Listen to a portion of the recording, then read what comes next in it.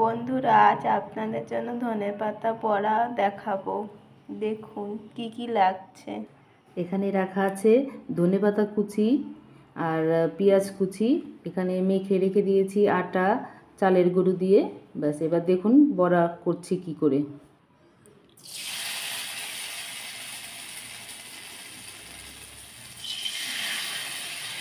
কড়াইতে সাদা তেল দিয়ে ভাজছে।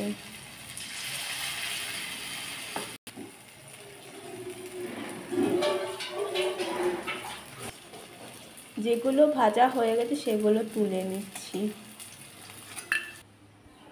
এটা হচ্ছে ধনেপাতার বড়া, আপনারা দেখে নিন। কারা কারা ধনেপাতার বড়া খেতে ভালোবাসেন কমেন্ট করে জানান। এখন রান্না করব নাড়াচাড়া শুক্তো। কি কি লাগছে একবার দেখে নিন। এখানে আছে আলু, মিষ্টি কুমড়ো, বেগুন, ঝিঙে, উস্তে। এখানে আর মাছের মাথা ভেজে রাখা হয়েছে। কড়াইতে দিয়ে দিচ্ছি সাদা তেল। ফোড়নে দিচ্ছি রাঁধুনি। সবজিগুলো দিয়ে দিচ্ছি। নুন, হলুদ দিচ্ছি। এবার একটু নেড়ে চেড়ে নেবেন।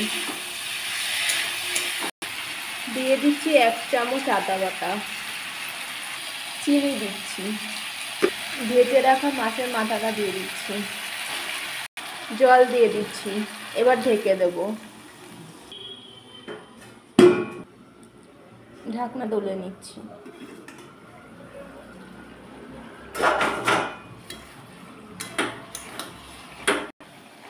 আমাদের রান্না হয়ে গেছে, এবার নামিয়ে নেব।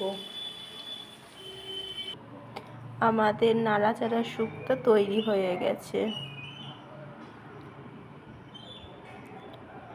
ভালো লাগলে চ্যানেলটি লাইক করে সাবস্ক্রাইব করে দেবেন। ভালো থাকুন, সুস্থ থাকুন। আজকের মতন বিদায় নিচ্ছি।